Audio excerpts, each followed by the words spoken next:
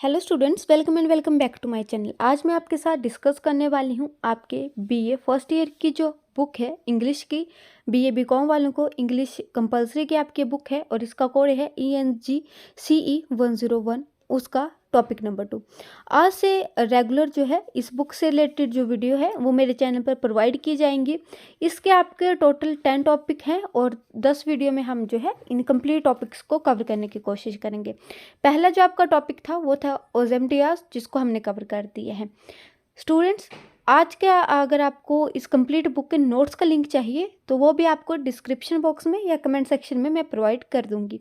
आज का हमारा टॉपिक है blow blow through winter wine, जिसको विलियम शेक्सपियर के द्वारा जो है लिखा गया है। सबसे पहले हम थोड़ा सा इसके बारे में जान लेते हैं कि इसमें है क्या, ताकि आपको जो है चीज़ें याद करने में हेल्प हो। तो ये जो कविता है वो शेक्सपियर के जो एक उनके द्वारा नाटक लिखा गया था एज यू लाइक इट, उसका एक जो है वो अंश है। ये एक गीत के रूप में लिखा गया है।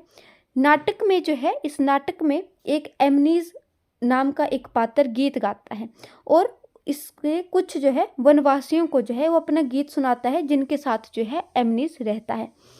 यह गीत मनुष्य की कृतघ्नता को का के संबंध में है। मीन्स कि जो व्यक्ति है वो कितना गलत कर सकता है, कितना उसका जो व्यवहार है वो दूसरे के प्रति बुरा हो सकता है, उसके प्रति है। इस गीत में एमनीज कहता है कि जो शीतकालीन पवन है वो इतनी निर्दयी नहीं होती है जितना जो है वो मनुष्य का व्यवहार या उसका जो कटुपन है, उसका जो दूसरे के प्रति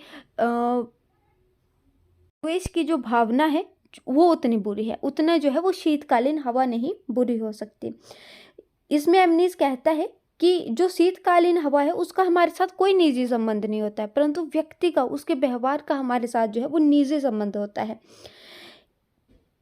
वो कहता है कि प्रायः हम अपने मित्रों को लाभ पहुंचाते हैं, किंतु शीघ्र ही हमारे मित्र हमें तथा हमारे द्वारा पहुंचाए गए जो लाभ होते हैं, जो हम उनको हेल्प करते हैं, उन सभी को वो भूल जाते हैं। वो दिल की गहराई पीड़ा अनुभव करता है और वो कहता है कि शीतकालीन पवन को संबोधित करते हुए कवि कहता है कि तुम इतनी निर्दयी नहीं हो जितना मनुष्य की कृतघ्नता है। तुम्हारा डंक इतना तीखा नहीं काटता है जितना भूला देने वाला मित्र। तो इसमें जो है शीतकालीन हवा के बारे में बताया गया है और व्यक्ति जो है वो कितना जो है सेल्फिश जो है वो हो सकता है। तो सबसे पहले हम शेक्सपियर के बारे में जानेंगे। होप आपको जो स्टोरी है वो थोड़ी सी समझ आ गई होगी। तो बात करेंगे विलियम शेक्सपियर के बारे में। Was an English playwright and poet born on 23 April 1864 in Hartford. William Shakespeare was the eldest son of John Shakespeare. He was the third child of 8. Most probably that he attended the Stafford Grammar School and the King New School. He studied Latin at school. At the age of 18, he married Annie Hathaway. A few years later, he moved to London, where he worked as an actor and writer. Shakespeare wrote 37 plays. He also wrote several historical plays. Shakespeare died in 1616. तो यहाँ पर बोला गया है कि जो Shakespeare है उनका जन्म जो है वो 23 अप्रैल 1864 को हुआ था और उनकी जो मृत्यु हुई थी वो हुई थी 1616 में। वो अपने काम के सिलसिले में लंदन में शिफ्ट हो गए और उन्होंने वहाँ पर एक एक्टर और एक प्ले राइटर के रूप में जो है वो कार्य किया। उनके पिता का नाम जॉन शेक्सपियर था तथा 18 साल की उम्र में जो है उन्होंने एनी के साथ जो है वो शादी कर ली थी। This poem is an extract from Shakespeare plays as you like it. ये जो आपकी पोइम है the blow blow the winter wind, ये कवि के द्वारा लिखा गया एक प्ले है। एज यू लाइक इट उसका एक अंश है। It is in the form of a song, ये एक सॉन्ग के रूप में है। In the play a character name Amiens sing this song. He sing it some of the foresters with whom he is living. जैसे मैंने आपको बताया कि इस सॉन्ग को जो है एमनी नाम का एक कैरेक्टर जो है वो गाता है और वो गाता है अपने जिनके साथ वो वनवासियों के साथ वो रहता है उनके सामने जो है एमनी इस सॉन्ग को जो है वो गाता है। आगे बोला गया है the song deals with man's ingratitude. In his song, Emily says that the winter wind is not so unkind as man's ingratitude. The winter wind does not bite so deep as does man's ingratitude. The winter wind remain unseen. We have no personal relation with it. Therefore, the pain it gives is soon forgotten. On the other hand, man ingratitude keeps our heart ever in pain we can not forget it.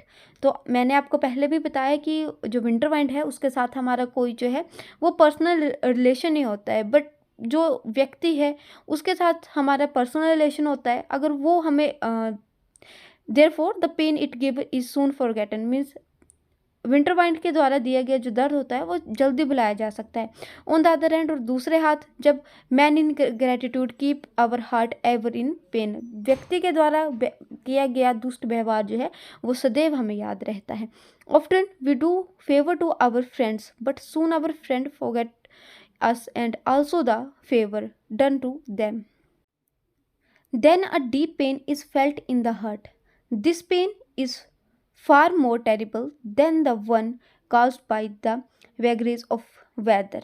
Addressing the winter wind, the poet says, winter wind को address करते हुए जो poet हैं वो कहते हैं, thou art not so unkind as man ingratitude. आगे वो कहते हैं, thy sting is not so sharp as friend remind not. तुम इतनी निर्दयी नहीं हो मीन्स दो are not so unkind.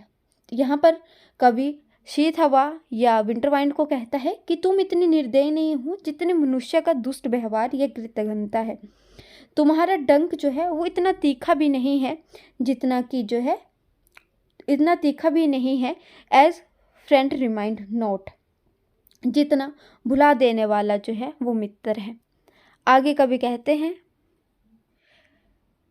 The poet says that most friendship is mere hypocrisy. Most love is mere folly. Thus the poet has presented a gloomy picture of man's world. On the other hand, he has glorified pastoral life where there is no greed or selfishness. He says this life is most jolly. आगे conclusion है। इस conclusion we can say that the poet wants to say that the sting of cold winter is not so sharp as the sting of the ingratitude of a friend.